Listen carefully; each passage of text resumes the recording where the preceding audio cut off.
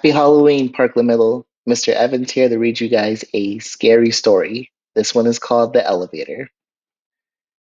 It was an old building with an old elevator, a very small elevator which could carry only three people.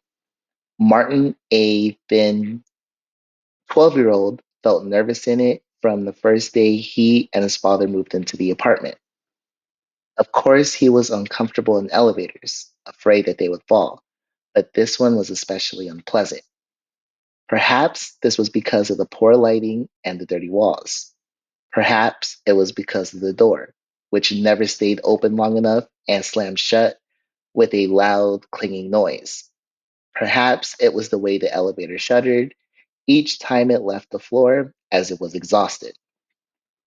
Maybe it was simply too small. It seemed crowded even with only two people in it. The stairs were no better. Martin tried them one day after school. There were no windows and the lights were not working. Martin's footsteps echoed behind him on the cement as though there was another person climbing, getting closer. By the time he reached his home on the 17th floor, he was gasping for breath. Martin's father worked at home. He wanted to know why Martin was out of breath. Why didn't you take the elevator? He asked, frowning at Martin. You're not only skinny and weak and bad at sports, his face seemed to say, but you are also a coward. After that, Martin always took the elevator. He would have to get used to it, he told himself, just like he got used to being bullied at school.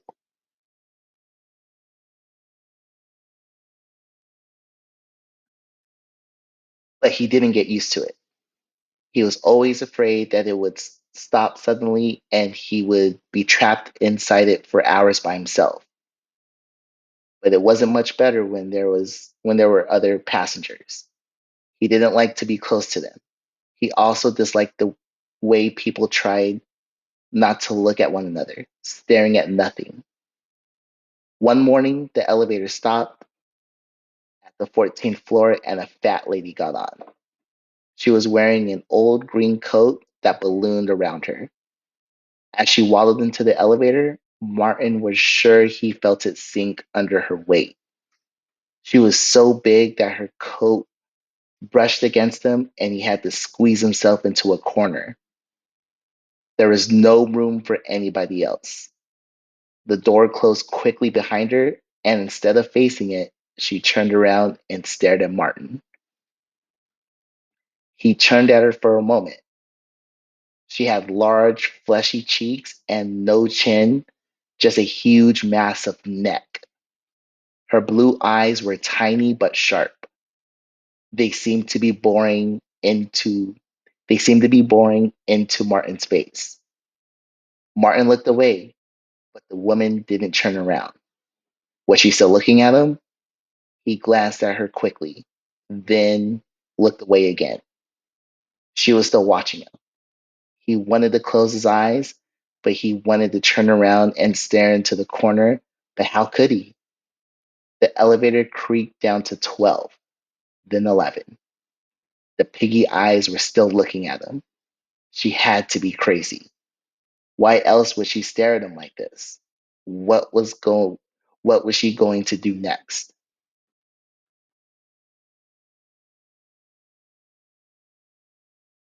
She did nothing.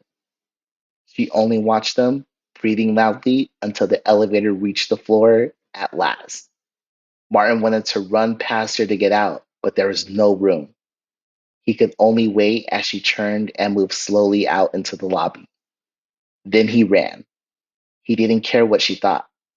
He ran nearly all the way to school. He thought about her all day. Did she live in the building? He had never seen it before, and the building was not very big. Maybe she was visiting somebody, but 7:30 in the morning was too early for visiting. Martin felt nervous when he got back to the building after school. But why should he be afraid of an old lady? He felt ashamed of himself.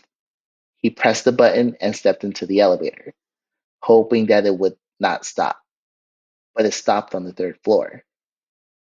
Martin watched the door slide, revealing a green coat, a piggish face, and blue eyes which were already staring at him as if she knew he would be there.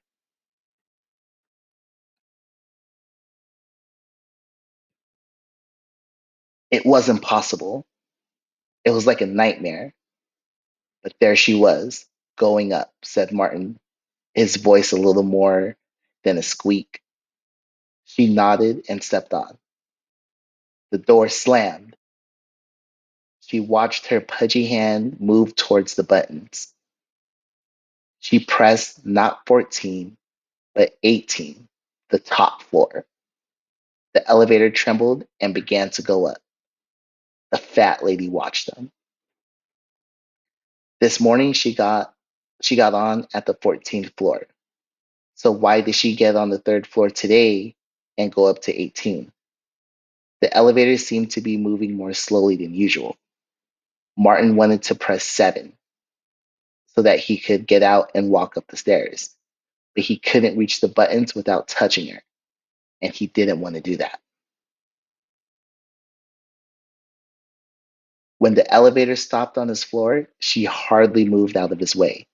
He had to squeeze past her, rubbing against her horrible, scratchy coat. He was afraid the door would close before he could get out. She turned and watched him as the door slammed shut. Now she knows I live on the 17th, he thought. Have you ever noticed a strange lady in the elevator? He asked his father that evening. Can't say I have, he replied, not looking away from the television. Martin knew he was probably making a mistake, but he had to tell somebody about the woman. She was in the elevator. She was in the elevator with me twice today. She just kept staring at me. She never stopped looking at me for a minute. What are you so worried about now? His father said, turning impatiently from the television. What am I going to do with you, Martin? Honestly, now you're afraid of some poor old lady? I'm not afraid. You're afraid, said his father. When are you going to grow up and act like a man? Are you going to be timid all your life? Martin didn't want to cry in front of his father, so he waited until he got to his room. His father probably knew he was crying anyway. He slept very little.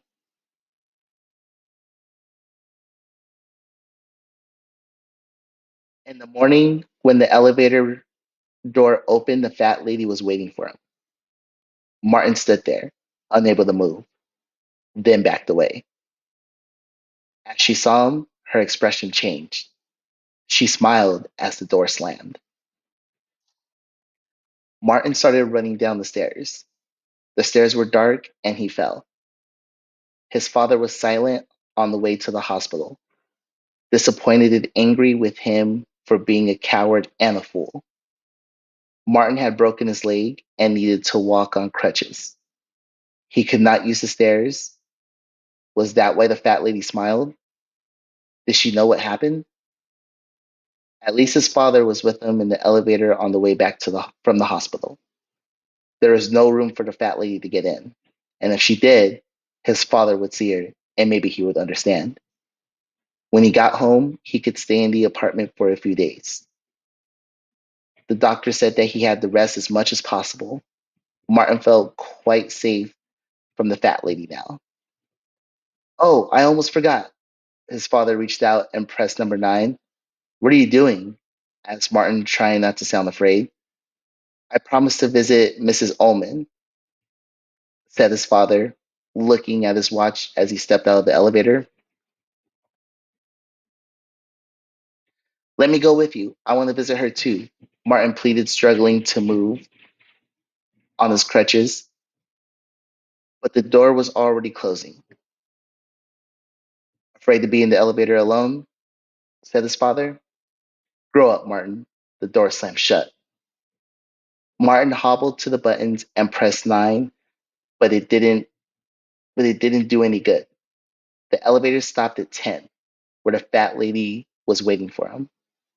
She moved quickly, and he was too slow to get past her in the time to get out. The door closed and the elevator began to move. Hello, Martin, she said, and laughed and pushed the stop button.